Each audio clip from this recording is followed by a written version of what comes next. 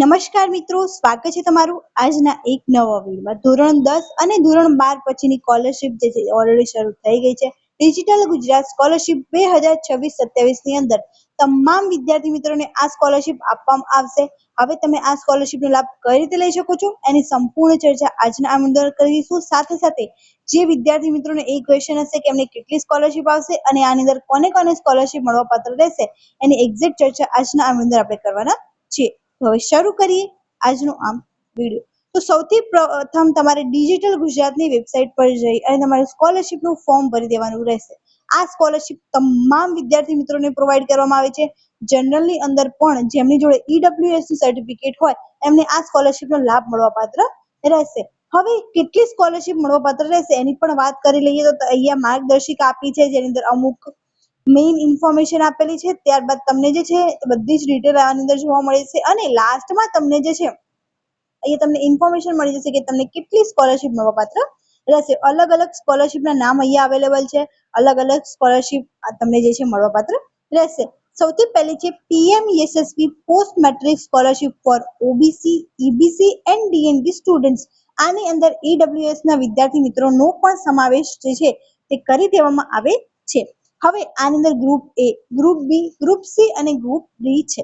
તો ગ્રુપ એ ના વિદ્યાર્થી મિત્રોનો ટોટલ 20,000 ની સહાય, 10,000 એકેડેમિક અલાઉન્સ અને 10,000 ટ્યુશન ફી। સાથે સાથે ગ્રુપ બી ના વિદ્યાર્થી મિત્રોને 8,000 એકેડેમિક અલાઉન્સ અને 5,000 ટ્યુશન ફી। એવી જ રીતે ગ્રુપ સી ના વિદ્યાર્થી મિત્રોને 6,000 એકેડેમિક ફી અને 2,000 અથવા પહોંચમાં 10,000 ટ્યુશન ફી, બંનેમાંથી જે ઓછી હોય તો તમને ખબર જ હશે। ત્યારબાદ એકેડેમિક ફી આની અંદર 5,000 જે છે આપવામાં આવે છે। આ પ્રમાણે આની અંદર વાર્ષિક મર્યાદા 2.50 લાખ હોવી જોઈએ। તમારો આવકનો દાખલો 2.50 લાખ કરતા ઓછાનો હોય તો તમે આ સ્કોલરશિપનો લાભ લઈ શકો છો। ગ્રુપ એ થી ગ્રુપ સી માટે સરકારી ગ્રાન્ટીન એડ સ્વનિર્ભર કોલેજ સંસ્થાઓ અને ગ્રુપ ડી માટે સરકારી ગ્રાન્ટીન એડ ઉચ્ચતર માધ્યમિક શાળાઓના વિદ્યાર્થીઓને મળવા પાત્ર રહેશે। વિદ્યાર્થીઓને આધાર બેઝ પેમેન્ટ થતું હોવાથી વિદ્યાર્થીઓ પોતાના આધાર કાર્ડ સાથે બેંક અકાઉન્ટ લિંક હોવું ફરજિયાત છે। તો આ માહિતી પણ શેર કરી દેજો, જેમને લિંક ના હોય એ લિંક કરાવીને રાખે। ત્યારબાદ જે બીજી સ્કોલરશિપ છે કે BCK 78 પોસ્ટ મેટ્રિક શિષ્યવૃત્તિ રાજ્ય પુરસ્કૃત છે। આની અંદર પણ એબીસીડી ગ્રુપ છે। આની અંદર એસસીબીસી અને એનટીડીએનટી ના વિદ્યાર્થી મિત્રોને આની અંદર સ્કોલરશિપ પ્રોવાઈડ કરવામાં આવે છે। ગ્રુપ એ ની અંદર હોસ્ટેલર હોય તો એમને 5,000 અને ડે સ્કોલર માટે જે છે 2,000 આપવામાં આવે છે। ગ્રુપ બી માં 3500 અને ડે સ્કોલર માટે 2,000, ગ્રુપ સી માટે હોસ્ટેલરમાં 3500 અને ડે સ્કોલર માટે 2,000, ગ્રુપ ડી માં 3200 અને 1,500 ડે સ્કોલર માટે મળે છે। કન્યાઓ માટે આવક મર્યાદા નથી। 2.50 લાખ થી વધુ આવક માટેની કોઈ આવક મર્યાદા નથી। કુમારો માટે 2.50 લાખ થી વધુ અને 6 લાખ સુધીની જે છે ત્યાં અંદર આવક મર્યાદા છે।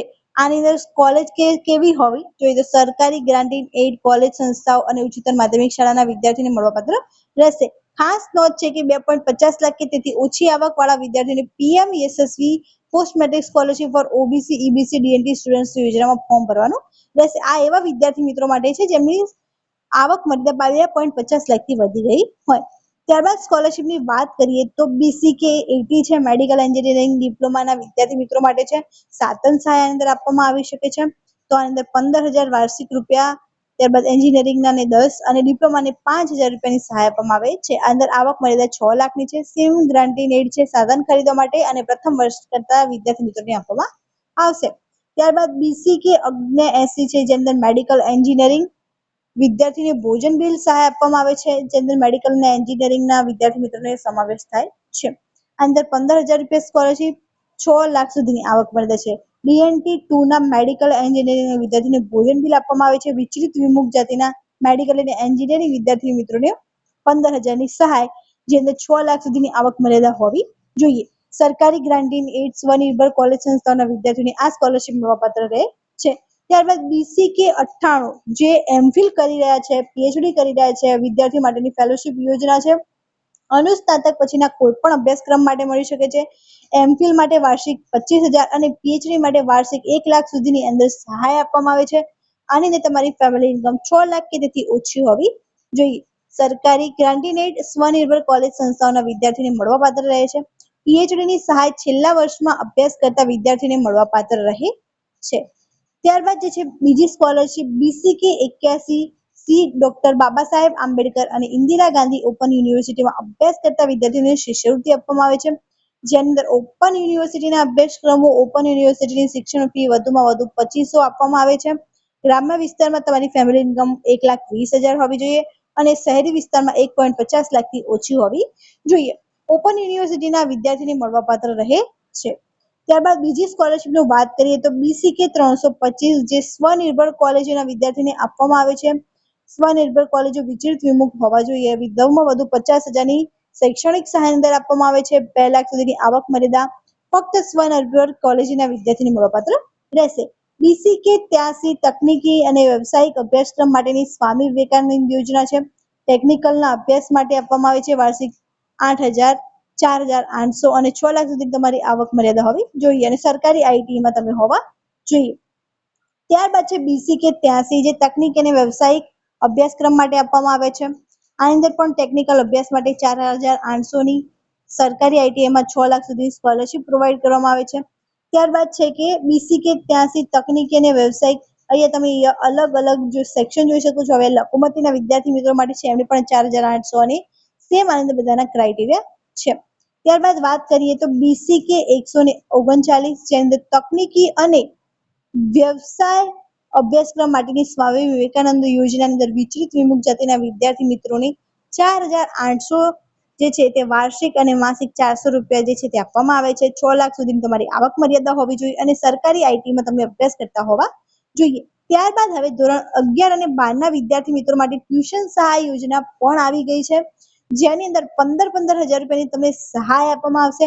ધોરણ 11 વિજ્ઞાન પ્રવાહ માટે અને ધોરણ 12 વિજ્ઞાન પ્રવાહ માટે 6 લાખ સુધીની તમારી આવક મર્યાદા હોવી જોઈએ. ખાનગી ટ્યુશન ક્લાસીસ તમે લઈ રહ્યા હોવા જોઈએ. વિદ્યાર્થીએ ધોરણ 10માં 70 કે તેથી વધુ ગુણ મેળવેલા હોવા જોઈએ. જે વિદ્યાર્થી મિત્રો 70 કે તેથી વધુ ગુણ 10માં હોય એ આ સ્કોલરશીપ માટે ફ્રીમાં અપ્લાય કરી શકે છે. આની અંદર તમે ટ્યુશન લેવા માટે પણ જે છે તે 15,000 રૂપિયાની સહાય આપવામાં આવે છે. તો મેનલી જનરલી મોસ્ટલી આ સ્કોલરશીપ ત્યારબાદ જે છે કે PMSSB નો વધારે લોકો ઉપયોગ કરતા હોય છે, કેમ કે જનરલ વાળા, ઓબીસી વાળા, ઈબીસી વાળા અને ડીએનટી વાળા વિદ્યાર્થી મિત્રોને આની અંદર અપ્લાય કરવાનું રહે છે. તો આ સ્કોલરશીપનો લાભ મેળવવા માટે ચોક્કસપણે ફટાફટ અપ્લાય કરી દો.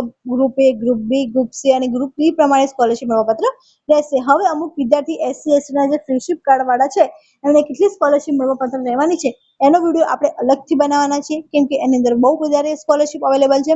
તો એ સ્કોલરશીપ તમે કઈ રીતે મેળવી શકો છો અને તમે કેટલી સ્કોલરશીપ મળવાપાત્ર રહેશે એનો સંપૂર્ણ ચર્ચા કરતો વિડીયો આપણે અલગથી બનાવવાના છીએ. એના પહેલા જે ઓબીસી, ઈબીસી, ડીએનટી હોય, ઓબીસી હોય, ઈબીસી હોય, ઈડબ્લ્યુએસ હોય, તમામ વિદ્યાર્થી મિત્રોને આ વિડીયો શેર કરી દો, જેથી જે આ સ્કોલરશીપનો લાભ લઈ શકે ને એમને માહિતી મળી રહે કે કેટલી સ્કોલરશીપ મળવાપાત્ર રહેવાની છે.